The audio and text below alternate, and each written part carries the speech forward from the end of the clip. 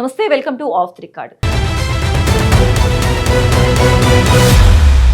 కోట్లాది మంది భక్తుల ఆరాధ్య దైవం ఆ ఏడుకొండల వాడి ప్రసాదం విషయంలో జరిగిన అపచారానికి సంబంధించిన విచారణ ఇప్పుడు అత్యున్నత స్థాయిలో ఒక కొలిక్కి వచ్చింది. తిరుమల లడ్డూ కల్తీ కేసులో సుప్రీంకోర్టు ఇచ్చిన తాజా తీర్పు ఆంధ్రప్రదేశ్ రాజకీయాల్లో ప్రకంపన సృష్టిస్తోంది. అసలేం జరిగింది? సుప్రీంకోర్టు తీర్పు సారాంశం ఏంటి? కూటమి ప్రభుత్వానికి ఇది నిజంగానే ఊరట కలిగించే అంశమా?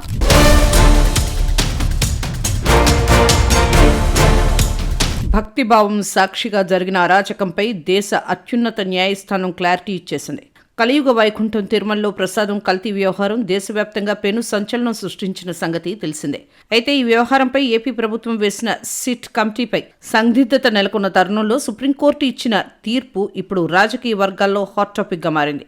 తిరుమల లడ్డూ తయారీలో ఉపయోగించే నెయ్యిలో జంతువుల కొవ్వు కలిసిందన్న అంశం తెలుగు రాష్ట్రాలతో పాటు దేశవ్యాప్తంగా ప్రకంపనలు సృష్టించింది. ఈ ఘటనపై సమగ్ర విచారణ జరపాలని అటు ప్రభుత్వం ఇటు భక్తులు డిమాండ్ చేశారు. అయితే ప్రభుత్వం నియమించిన విచారణ కమిటీ నిష్పక్షపాతంగా ఉండదని ఆరోపిస్తూ మాజీ ఎంపీ సుబ్రహ్మణ్య స్వామి సుప్రీంకోర్టును ఆశ్రయించారు. ప్రభుత్వం నియమించిన ఏకసభ్య కమిటీపై ఆయన అభ్యంతరం వ్యక్తం చేశారు. ప్రధాన న్యాయమూర్తి నేతృత్వంలోని బెంచ్ ముందు ఈ కేసు విచారణకు వచ్చింది. పిటిషనర్ తరపున సుబ్రహ్మణ్య స్వామి తన వాదనలు వినిపిస్తూ ప్రభుత్వ పరిధిలోని కమిటీ వల్ల నిజాలు బయటికి రాకపోవచ్చని ఆందోళన వ్యక్తం చేశారు. అయితే రాష్ట్ర ప్రభుత్వం తరపున న్యాయవాదులు భక్తుల సెంటిమెంట్ను దృష్టిలో ఉంచుకొని అత్యంత పారదర్శకంగా విచారణ జరుపుతున్నామని కోర్టుకు వివరించారు.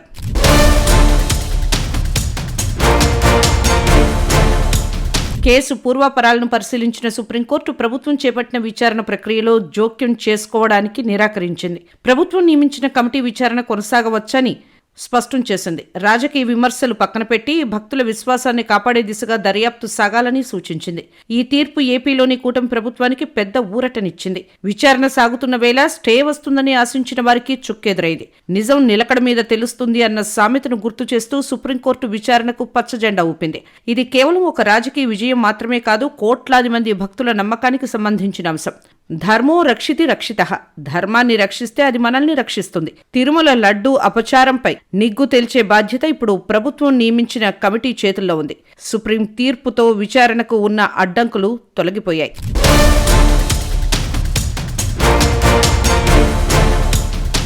భక్తి విషయంలోనూ రాజకీయాలు అతిగా చొరబడితే అసలకే మోసం వస్తుంది.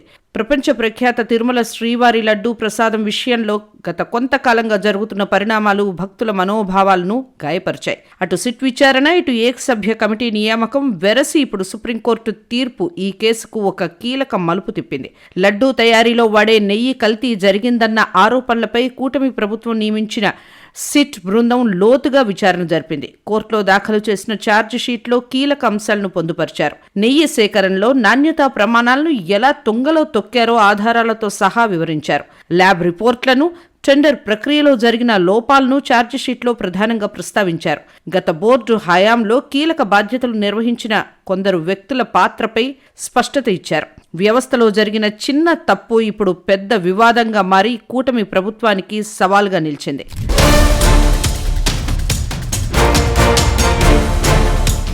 సిట్ విచారణ జరుగుతున్నప్పటికీ అసలైన దోషులను పట్టుకోవడంలో ఇంకా లోతుగా వెళ్లాలని ప్రభుత్వం భావించింది.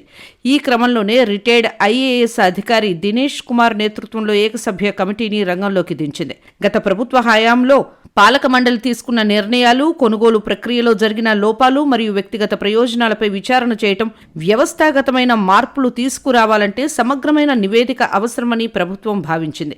ఈ ఏకసభ్య కమిటీ నియామకాన్ని సవాల్ చేస్తూ సీనియర్ నేత సుబ్రహ్మణ్య స్వామి సుప్రీంకోర్టును ఆశ్రయించారు. ఇప్పటికే ఒకవైపు స్వతంత్ర విచారణ జరుగుతుండగా మరో కమిటీ ఎందుకన్నది ఆయన ప్రధాన అభ్యంతరం. ఈ పిటిషన్ను విచారించిన సుప్రీంకోర్టు ధర్మాసనం కీలక వ్యాఖ్యలు చేసింది. దేవుడిని రాజకీయాల్లోకి లాగవద్దని హెచ్చరిస్తూనే విచారణ పారదర్శకంగా ఉండాలని స్పష్టం చేసింది.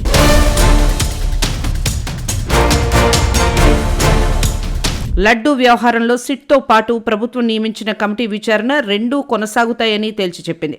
ఒక విచారణ మరో విచారణపై ప్రభావం చూపదని పేర్కొంది. సుబ్రహ్మణ్య స్వామి పిటిషన్ను కొట్టివేసి తిరుమల లడ్డూ కల్తీ వ్యవహారంపై ఏపీ ప్రభుత్వం నియమించిన ఏకసభ్య కమిటీకి సుప్రీంకోర్టు గ్రీన్ సిగ్నల్ ఇవ్వడంతో ఆ కమిటీ విచారణకు మార్గం క్లియర్ అయింది. లడ్డూ వ్యవహారం వెలుగులోకి వచ్చిన సమయంలో సుప్రీం కీలక మార్గదర్శకాలు జారీ చేస్తూ విచారణ కోసం సిట్ ఏర్పాటు చేసింది. తాజాగా సిట్ కోర్టులో ఛార్జిషీట్ దాఖలు చేసింది.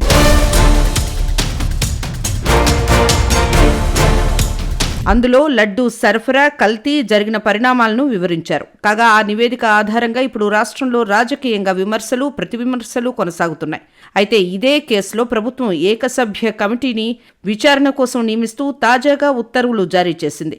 రిటైర్డ్ ఐఏఎస్ దినేష్ కుమార్కు విచారణ బాధ్యతలు అప్పగించింది. ఈ కేసులో చోటు చేసుకున్న పరిణామాలు, సూత్రధారులను గుర్తించే విధంగా ఈ నిర్ణయం తీసుకున్నట్లు తెలుస్తోంది. నిజం నిప్పు లాంటిది, దాన్ని ఎవరూ దాచలేరు. ఒకవైపు సిట్ చట్టపరమైన విచారణను చేపడుతుంటే మరోవైపు ఏకసభ్య కమిటీ పరిపాలనాపరమైన లోపాలను, దోషులను వేలెత్తి చూపనుంది. సుప్రీంకోర్టు గ్రీన్ సిగ్నల్ ఇవ్వడంతో విచారణ ప్రక్రియ ఇప్పుడు జెట్ స్పీడ్తో దూసుకుపోనుంది.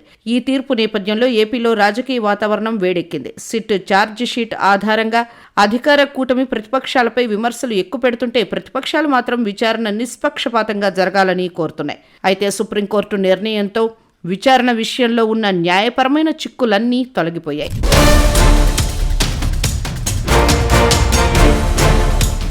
ధర్మం వైపు దేవుడు ఉంటాడు అన్న భక్తుల నమ్మకాన్ని బలపరుస్తూ ఈ కేసులో విచారణలు కొనసాగించాలని అత్యున్నత న్యాయస్థానం తీర్పు ఇచ్చింది.